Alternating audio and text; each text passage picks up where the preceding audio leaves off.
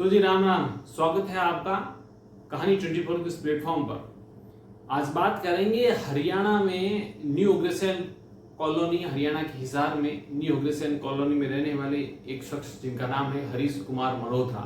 ये हरियाणा के बिजली निगम से रिटायर्ड कर्मचारी हैं।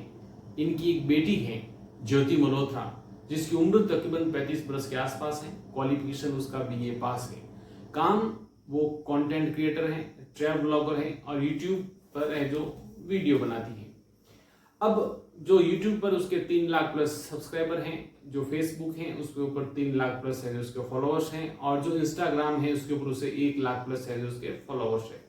यूं देखने में जिंदगी काफी सामान्य है, बहुत ही अच्छा लग रहा था। उसके इतने सब्सक्राइबर, फॉलोअर्स और ये देश विदेश घूम रही हैं और अपने सब्सक्राइबर और फॉलोअर्स को उनके घर बैठे ही उन्हें पूरी दुनिया घुमा रही है।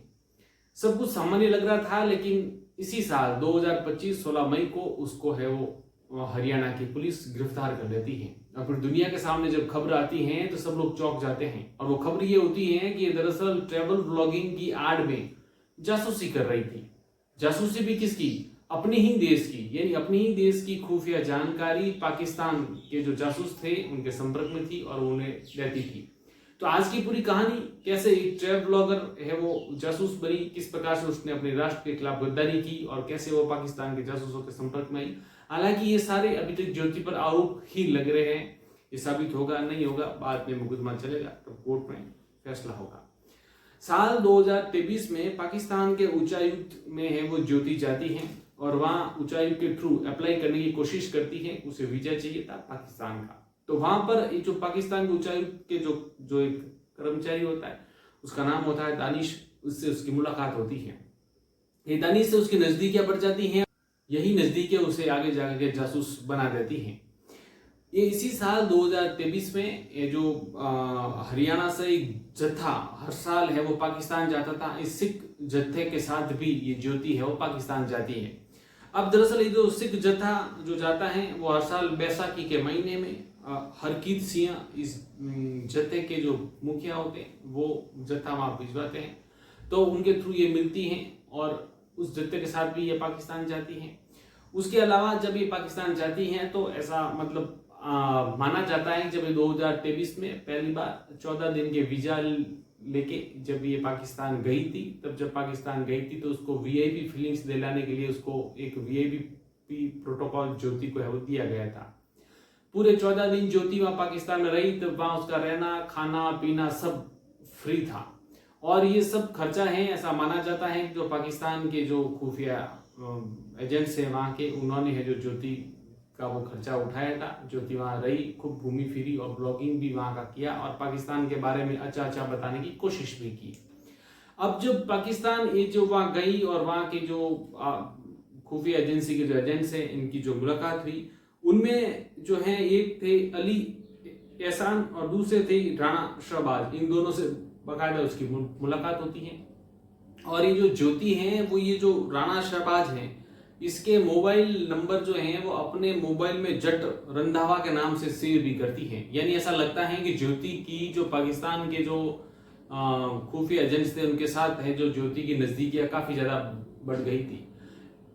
कुछ वीडियो फुटेजेस, कुछ फोटो ऐसे भी मिलते हैं जिसमें जो ज्योति हैं वो जो पाकिस्तान जो है वहाँ की जो पंजाब प्रांत की जो मुख्यमंत्री हैं उनके साथ भी मिलती हैं, उनके साथ उनका इंटरव्यू लेती हैं। और बाकायदा ये जो इंटरव्यू है जो है वो काफी वायरल भी होता है। और उस इंटरव्यू के बाद ही ये जो पाकिस्तान अपने भारत की जो खुफिया एजेंसी है उसकी ज्योति के ऊपर पैनी नजर बनाना शुरू कर देती हैं।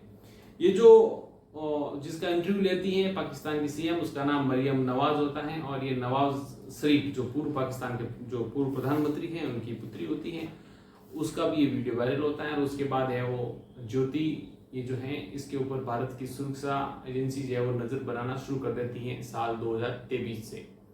ये पाकिस्तान से भारत है वो 14 दिन में जो पहली बार जाती है तो वापस आ जाती है। अब दूसरी बार 2024 में ज्योति दोबारा पाकिस्तान जाती है। अब ये जाती है 14 दिन का वीजा लेकर के, 14 दिन वहां रहती है, लेकिन लौटती वापस 25 दिन से। अब दरअसल होता ये है कि 14 दिन का उसे वीजा मिलता है, लेकिन ये 14 दिन के वीजे को वहां पर एक्सटेंड करवा लेती हैं, और ये एक्सटेंड जो उसका वीजा होता है ये कोई और नहीं, ये जो पाकिस्तान के उच्चायुक्त का जो कर्मचारी होता है दानिश, ये ही करवाता है।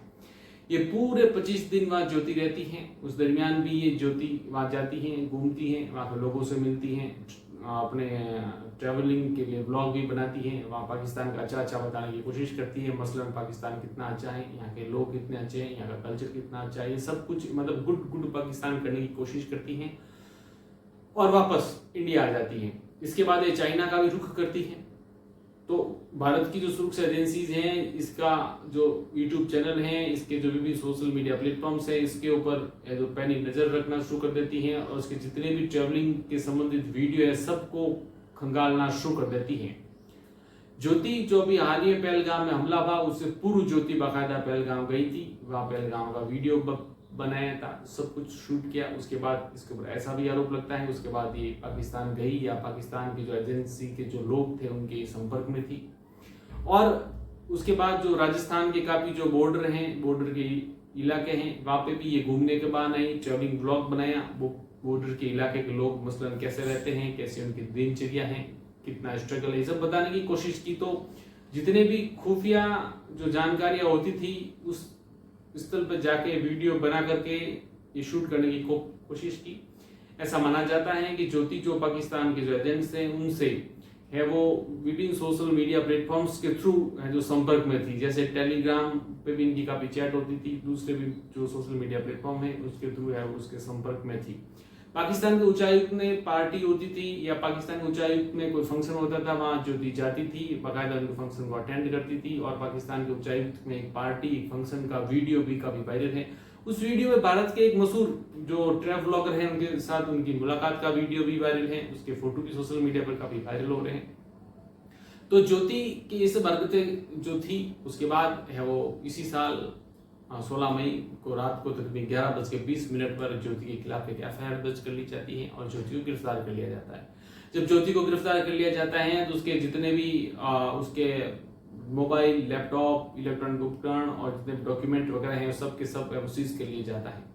पुलिस अब खंगालने में लगी हुई है कि ज्योति के कौन कौन से दोस्त थे, उसने अब तक कब कितने लोगों को ब्रेन वॉश किया, क्या क्या जो खुफिया जानकारी है जो हमारे राष्ट्र के लिए सुरक्षा की दृष्टि से महत्वपूर्ण थी वो पाकिस्तान को भेज दी है, और ज्योति का क्या क्या रोल रहा उन सब के ऊपर है पुलिस वो इंक्वायरी कर रही है।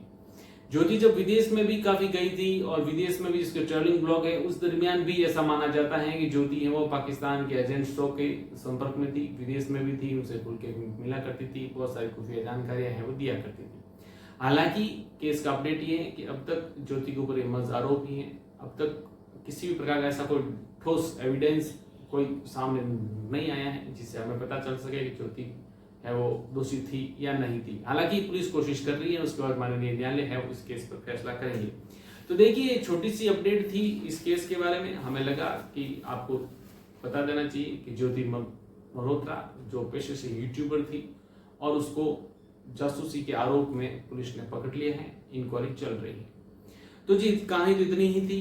अब आपने यहाँ तक कहानी सुनी ली है तो आपसे दरख्वास्त है कि जाने से पहले चैनल को सब्सक्राइब करना ना भूलें और इस कहानी को एक लाइक जरूर कीजिएगा ताकि हमें प्रोत्साहन मिले कि हम और बेहतरीन कहानी कहने की कोशिश करें।